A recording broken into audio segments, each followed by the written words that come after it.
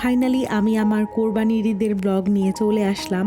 ঈদের সময় অনেক ছোট ছোট রিল আমি পোস্ট করেছি, তো ভাবলাম যে এবার ডিটেল ব্লগটা শেয়ার করে ফেলি। ঈদের পরে আর ঈদের দিন সহ কয়েকটা দিন আমার কেমন কেটেছিল সেটাই শেয়ার করছি এই ব্লগে। আমাদের যে গরুটা কোরবানি দেওয়া হয় নর্মালি ওইটা ঈদের দিন সকালবেলাতে বাড়িতে আনা হয়, তো এরপরে হচ্ছে তো গরু খাসি সবগুলোকে শেষবারের মতো দেখে নিলাম।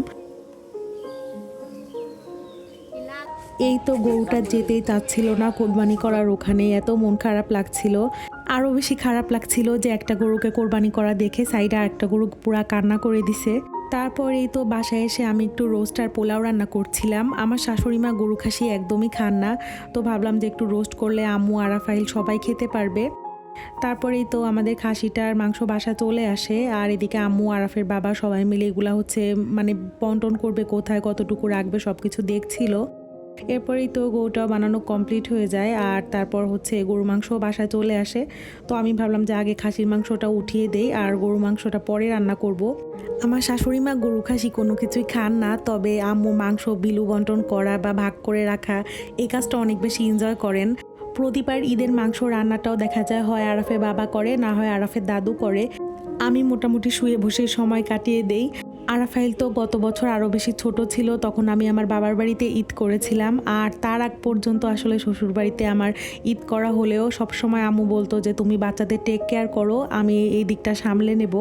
তবে এবার ভাবলাম যে আমি ছোট ছোট কিছু দায়িত্ব পালন করি, যার কারণে আমি দেখা গেছে যে ঈদের দিনে রান্নাটা আমি করেছিলাম, মাংসগুলো আর কি। তো এরপরেই তো আমি হাতে মেহেদি পরে নিলাম। আগের দিন তো আমাদের এখানে কারেন্ট ছিল না, ঈদের আগে যে ব্লগটা শেয়ার করেছিলাম সেটাতে বলেছিলাম, তো যার কারণে মেহেদিও পরা হয়নি।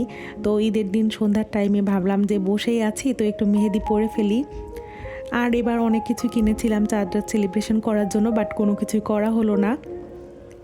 এটা হচ্ছে ঈদের পরদিন সকালবেলা।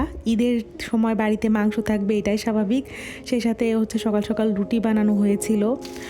আর এই তো এদিকে সকাল থেকে প্রচণ্ড বৃষ্টি শুরু হয়ে গেল। আহিল এখানে মাত্রই ঘুম থেকে উঠছে, তো বৃষ্টির মধ্যেই 7-8 দিন আমাদের ঘরে বসেই কেটে গেছে। আর এদিকে বিকালের দিকে ভাবলাম যে সবাই মিলে একটু চা খাই।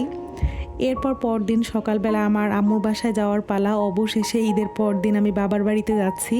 প্রত্যেকবার দেখা যায় ঈদের ছুটিতে আমি বাবার বাড়িতে আগে আসি, তবে এবার সরাসরি শ্বশুর বাড়িতে এসেছি, যার কারণে আমি অনেক বেশি এক্সাইটেড ছিলাম বাড়িতে যাওয়ার জন্য। আর এই তো বাড়িতে যেদিন আসি তারপর দিন এখানে সকালবেলা আম্মু নিহারি পরোটা ভুড়ি আর অনেক কিছু করেছিল, সাথে আম ছিল আমাদের গাছের।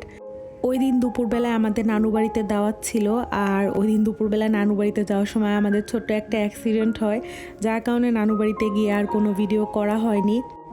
এরপরেই তো পরদিন হচ্ছে আমরা আম পাড়ছিলাম গাছের। আম্মু বলছিল যে আমগুলো পাড়ারও লোক নাই, খাওয়ারও লোক নাই, তো আরাফের বাবা বললো যে আমগুলো পেড়ে দেই। তো এখানে আরাফাইল আম কুড়াচ্ছিল আর আম্মু আর আরাফের বাবা মিলে আম পাড়ছিল, আর আমার আর কি কাজ, বসে বসে ভিডিও করছিলাম। তারপরেই তো আবার আরাফের দাদু বাড়িতে ফেরার পালা, আর তারপরে আবার বাসায় চলে যাব। তো যাই হোক, এই ছিল আমার এবারের ঈদের বেশ কয়েকটা দিন।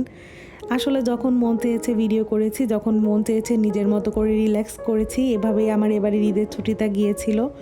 তো যাই হোক, আজকের মতো এখানেই বিদায় নিচ্ছি। ভালো থাকবেন সবাই, আল্লাহ হাফেজ।